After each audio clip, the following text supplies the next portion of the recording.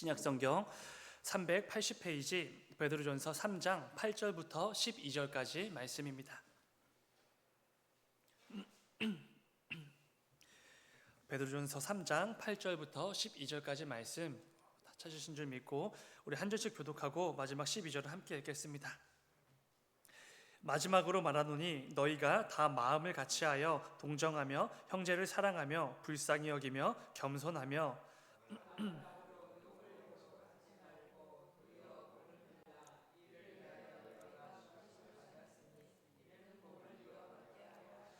그러므로 생명을 사랑하고 좋은 날 보기를 원하는 자는 혀를 금하여 악한 말을 그치며 그 입술로 거짓을 말하지 말고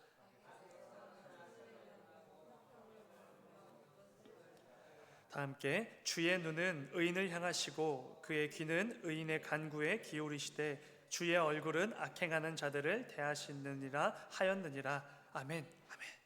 잠시 기도하겠습니다. 사랑하는 주님, 아버지 이 저녁에도 이렇게 함께 모여서 주 앞에 나와 이 예배로 나아가게 하시니 주여 진정으로 감사를 드립니다. 오늘도 우리에게 허락되어진 이 예배의 자리가 얼마나 가치 있는 자리인지 복된 자리인지를 분명히 깨닫고 이 예배자로 서는 우리 모두가 될 수 있도록 아버지 인도하여 주시옵소서. 이 저녁에도 우리 교회와 우리 각 가정과 나에게 꼭 필요한 하나님의 말씀이 선포되게 하시고 그 말씀을 통하여서 믿음의 결단을 굳게 하고 그 가운데 하나님께서 기뻐 여기실 만한 삶의 열매들을 가득 맺어 나가는 우리 모두가 되어질 수 있도록 아버지 인도하여 주시옵소서. 아버지 계속해서 필리핀 단기 선교 준비 중에 있습니다. 아버지 그 가운데 주님 함께하여 주셔서 순간순간마다 주께서 도우시고 인도하시고 공급해 주신다는 그 사실을 정말로 뼈저리게 경험하는 이번 단기 선교가 될 수 있도록 아버지 인도하여 주시옵소서. 준비하는 모든 자들 지치지 않게 하시고 그 가운데 성령의 충만함과 담대함을 또 분별력을 더욱더 허락하여 주셔서 주님께서 맡기신 그 귀한 사명을 충성스럽게 열심을 다해 또 잘 감당해낼 수 있도록 아버지 인도하여 주시옵소서. 주님 감사합니다. 거룩하신 예수님의 이름으로 기도드렸습니다. 아멘. 여러분 잘 오셨습니다. 오늘도 함께 예배하게 돼서 너무나 좋습니다. 광고는 여러분 계속해서 필리핀 단기 선교 준비 중에 있습니다. 이를 위해서 꼭 함께 기도해 주시기 바랍니다. 이제 얼마 남지 않았는데요. 제가 막바지로 또 열심을 다해 준비하다 보면은 또 악한 사단이 분명히 틈타게 될 텐데 그 가운데 악한 사단이 조금도 틈타지 못할 수 있도록 이 저녁에 꼭 함께 기도해 주시기 바랍니다. 함께 읽은 말씀을 가지고 교회 공동체의 아름다움 이런 제목으로 이 시간에 함께 말씀을 좀 나누어 보려고 합니다. 여러분 베드로전서는 심각한 고난에 처한 성도들을 위로하고 그들에게 권면하기 위해서 베드로가 편지를 쓰고 있는 것이지 않습니까? 그들의 상황과 그들의 형편을 너무나도 잘 알기 때문에 그들에게 꼭 필요한 위로와 권면의 말씀들을 담아서 지금 이 편지를 보내고 있는 것입니다. 중요한 것은 베드로는 이 편지를 통해서 고난을 고난으로 여기지 말라라는 권면을 하고 있다는 것입니다. 세상 사람들은 어떤 고난을 만나게 되면 크게 당황하게 됩니다. 또 낙심하고 절망하고 원망과 불신으로 가득한 그런 삶을 살게 됩니다. 그리고 이것은 당연히 우리 성도들 역시도 마찬가지지 않겠습니까? 교회에 다닌다고 해서 예수 그리스도를 영접한 성도라고 해서 고난 앞에서 문제 앞에서 낙심하지 않고 절망하지 않을 수는 없을 것입니다. 그러나 베드로는 오늘 본문을 통해 분명히 우리에게 가르쳐 주는 것입니다. 우리 교회는 우리 성도는 그래도 그 고난 앞에서 달라야 된다라는 것입니다. 절대로 당황해서 낙심하고 절망에 빠져서 그런 무너지고 그런 비참한 삶을 살아가선 안 된다고 권면해 주는 것이죠. 근데 여러분 조금 이상하지 않습니까? 사람이 어려움을 만나면 당연히 당황하는 거 너무나 당연한 모습이죠. 때로는 낙심하고 절망에 빠지는 거 어쩌면 우리 연약한 사람이기에 너무나 당연한 모습이지 않겠습니까? 그럼에도 베드로는 성도들에게 눈앞에 들이닥친 그 모든 고난들, 문제들을 단지 고난으로 여기지 말라라고 권면을 해주고 있다는 것입니다. 무엇보다 중요한 것은 베드로는 아주 중요한 근거 하나를 제시하면서 고난 앞에서도 크게 당황하지 않고 낙심과 절망에 빠지지 않을 수 있다라는 것을 권면하고 있다는 것이죠. 그 근거는 우리가 계속해서 나눈 것처럼 이 성도들에게만 주어진 하나의 소망이 있기 때문에 그렇습니다. 정확히는 우리의 산 소망이 되시는 예수 그리스도가 계시기 때문에 그 어떤 고난, 그 어떤 문제가 들이닥친다고 해도 우리 성도는 낙심과 절망에 빠지지 않게 된다라는 것이죠.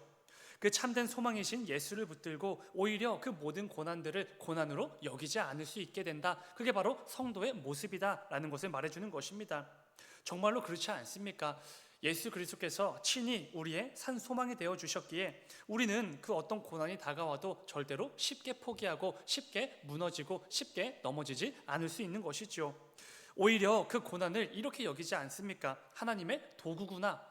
나의 믿음을 더욱더 연단하시기 위해 내 그 연약한 믿음을 더욱더 정금과 같이 빚어가시기 위한 하나님의 하나의 방법, 도구구나. 오히려 이렇게 여기게 되는 것이죠.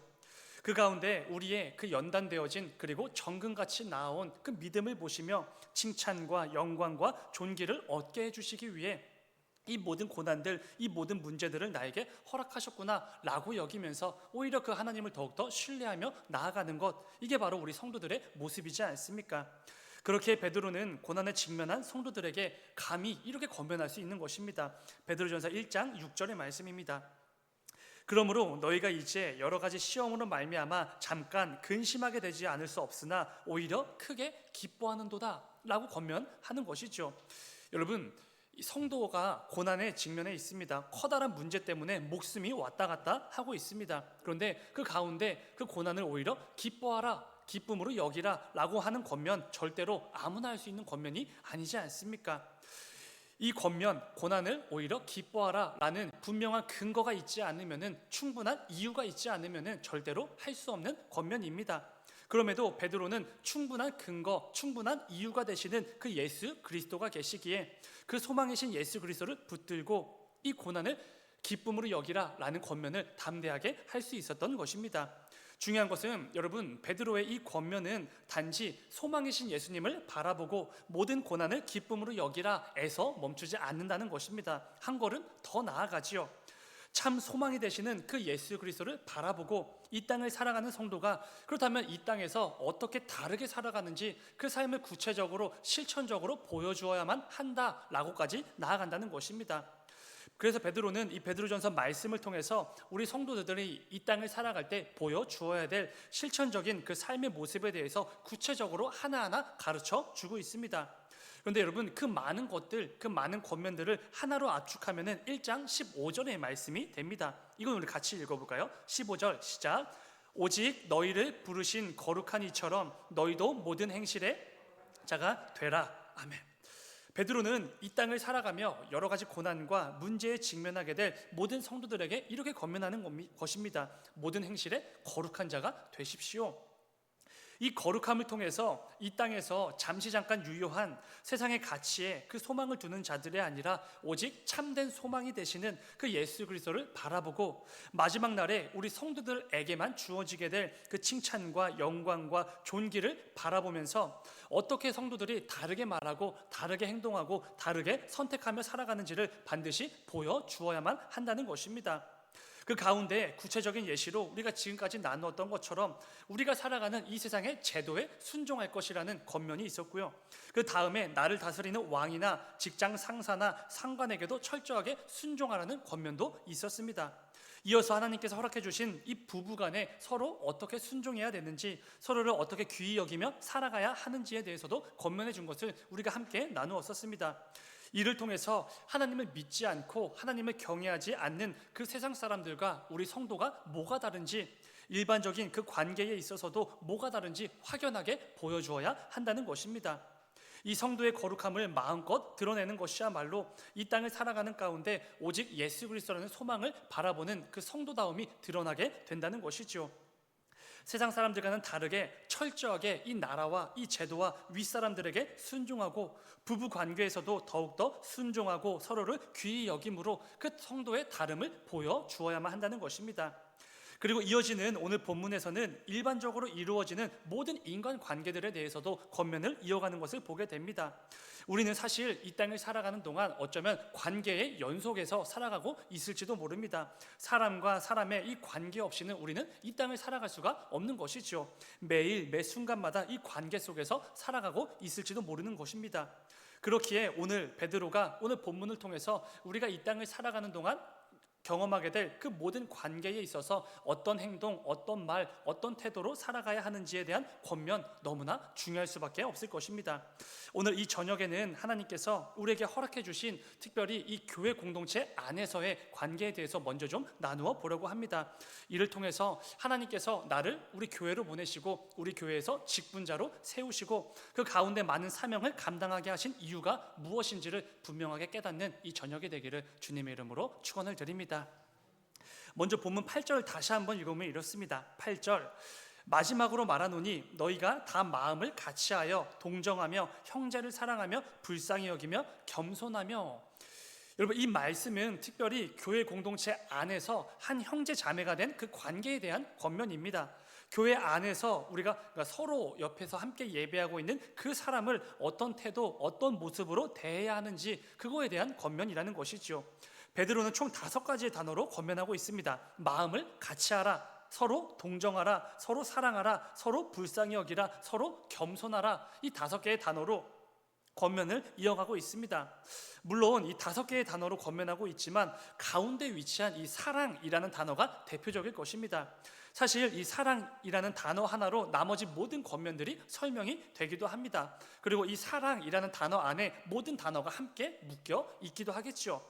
단어들 하나하나 생각해 보면은 여러분 참 아름다운 교회 공동체가 될 것 같지 않으십니까? 서로 뜨겁게 사랑하고 늘 마음을 같이하고 늘 서로를 동정하고 긍휼히 여기며 무엇보다 서로를 늘 겸손한 태도와 자세로 대하는 것, 정말로 아름다운 교회의 모습이 아닐 수 없습니다. 그런데 여러분 굉장히 커다란 문제가 있지요. 지금 베드로가 이 권면을 건네고 있는 교회 공동체는 그렇게 호락호락한 공동체가 아니라는 것입니다. 기본적으로 너무나 다양한 사람들이 모여 있지요.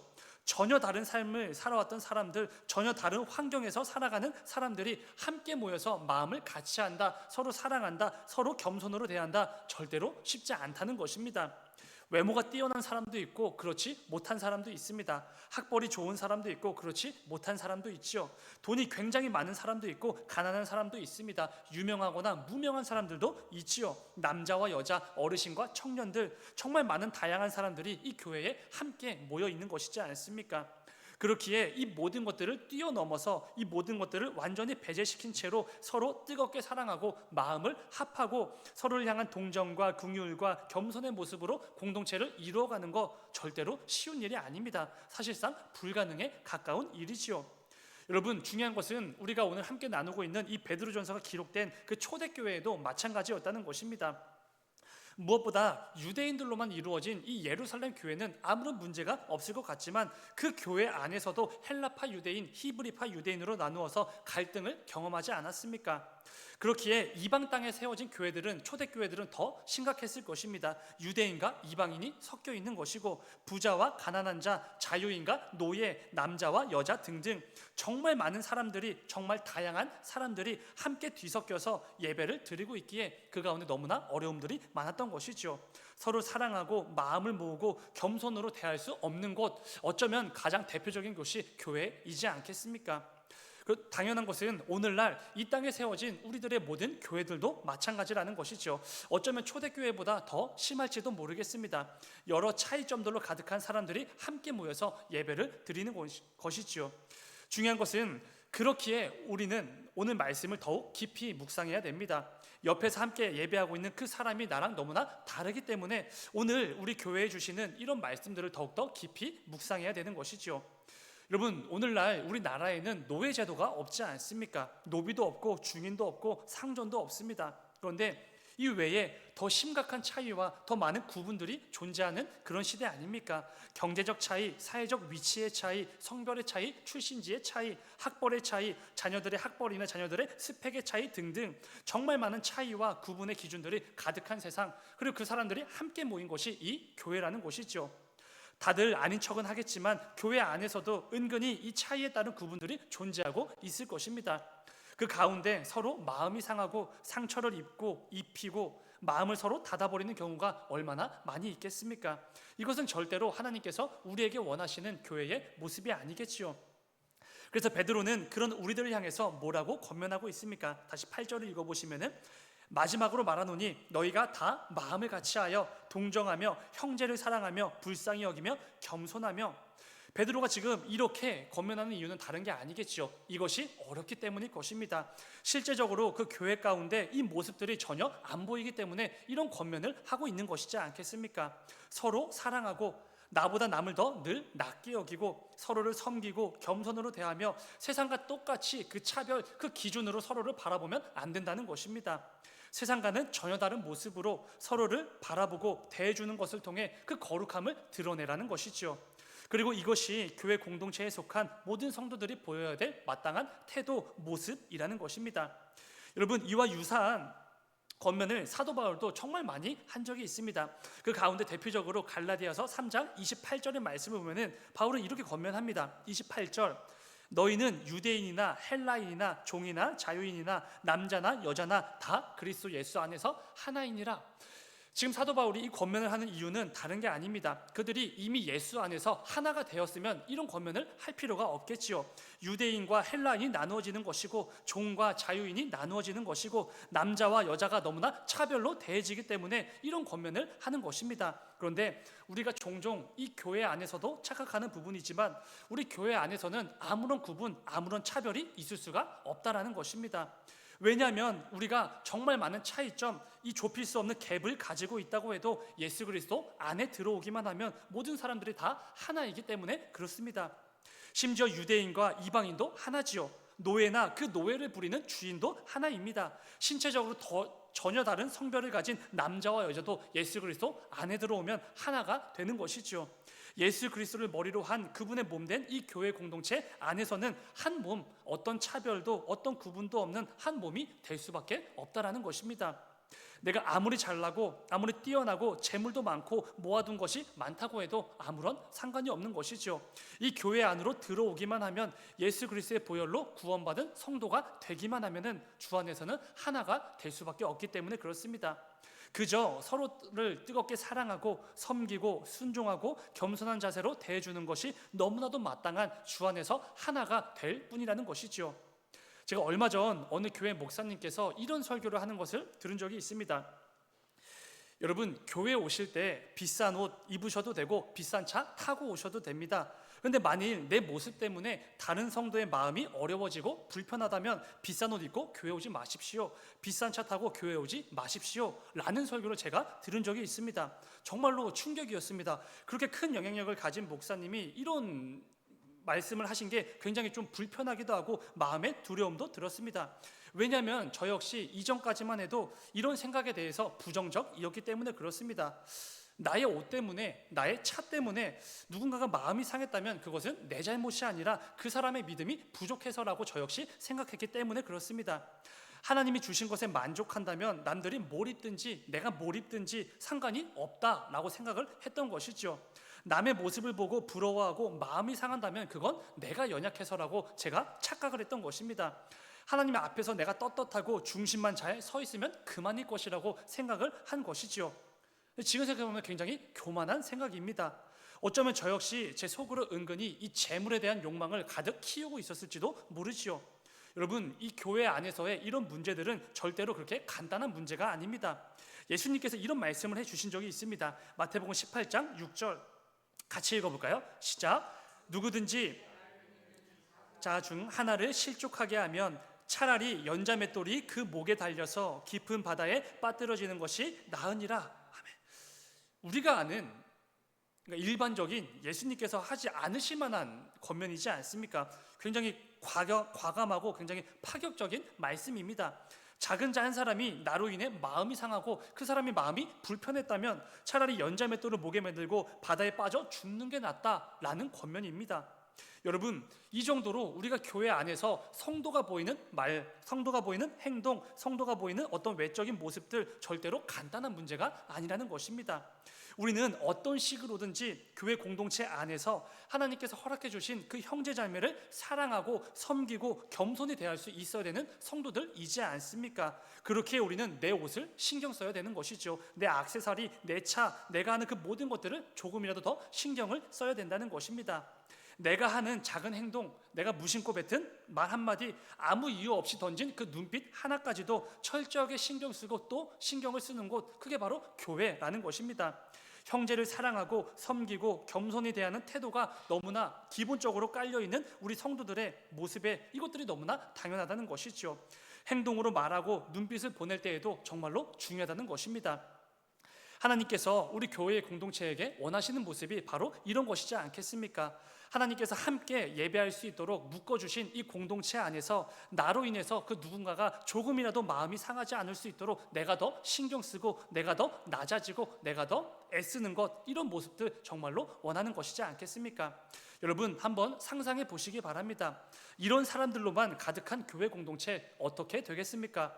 누가 보더라도 언제 어떻게 우리 교회에 와서 몇 층을 오더라도 성도들끼리 서로 뜨겁게 사랑하고 서로를 긍휼히 여기고 섬기고 순종하고 귀하게 여기는 게 확연하게 티가 나는 교회, 그런 성도들로 가득한 교회가 된다면 우리 교회가 얼마나 아름다운 교회 공동체로 세워질 수 있겠습니까?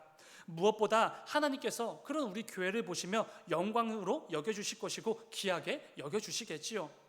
오늘 말씀을 기억하시면서 이런 아름다운 교회를 세워나가시는 일에 꼭 쓰임받는 우리 모두가 되기를 간절히 소망합니다. 무엇보다 오늘 말씀을 들으면서 떠오른 어떤 사람이 있으면 절대로 안 됩니다. 오늘 선포된 이 말씀의 대상은 지금 내 머릿속에 떠오른 그 사람이 아니라 나라는 사실을 꼭 기억하시기 바랍니다. 그 사람이 아니라 나에게 꼭 필요한 말씀이기에 하나님께서 지금 나에게 들려주신 것이지요. 말씀을 하나 읽고 오늘 좀 말씀을 맺어보려고 합니다. 요한복음 13장 35절의 말씀입니다. 같이 읽겠습니다. 시작. 너희가 서로 사랑하면 이로써 모든 사람이 너희가 내 제자인 줄 알리라. 아멘. 이 말씀을 묵상하면서 참 두려웠던 말씀이 기억이 있습니다. 왜냐하면 이것을 뒤집게 되면은 우리가 서로 사랑하지 않으면 내 그 말 하나에 행동 하나에 눈빛 하나하나에 서로 사랑하는 그 모습이 보이지 않으면은 우리는 예수님의 제자가 아니라는 것입니다. 사랑하는 여러분, 우리 교회가 이렇게 멋진 교회가 되기를 원합니다. 재정도 많고 유명인도 많고 사회적 영향력이 큰 사람도 많아서 정말 우리 교회가 이 지역에서 사회적으로 높은 위치에 올라가는 것도 너무나 좋겠지만 이런 것들 아무것도 없어도 오직 서로 사랑함으로 이 세상에 하나님의 살아계심과 예수 그리스도의 사랑이 무엇인지를 마음껏 드러내는 그런 교회가 되기만 하면 다른 것들 아무것도 필요 없지 않겠습니까? 여러분, 이 저녁에 기도하실 때 이 아름다운 교회를 세워나가는 일에 내가 꼭 쓰임받게 해달라고 결단하고 기도하는 이 귀한 저녁이 되시기를 주님의 이름으로 축원을 드립니다. 잠시 기도하겠습니다. 사랑하는 주님, 아버지, 우리에게 허락해 주신 이 교회를 우리가 더욱더 사랑하고 더욱더 섬기고 또 겸손한 태도로 대할 수 있도록 아버지 인도하여 주시옵소서.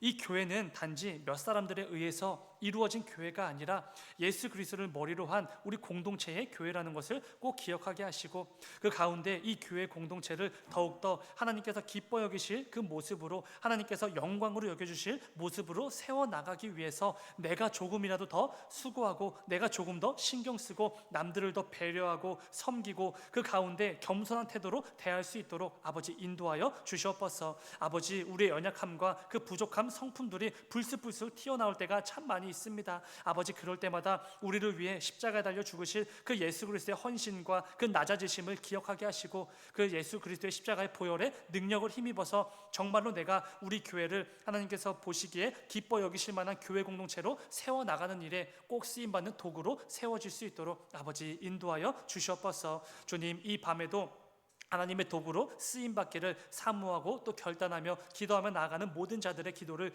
들어주시고 속히 응답하여 주셔서 하나님께서 기뻐 여기실 그 믿음의 삶의 열매들을 가득 맺는 우리 모두가 될 수 있도록 아버지 인도하여 주시옵소서. 주님 감사합니다. 거룩하신 예수님의 이름으로 기도드렸습니다. 아멘.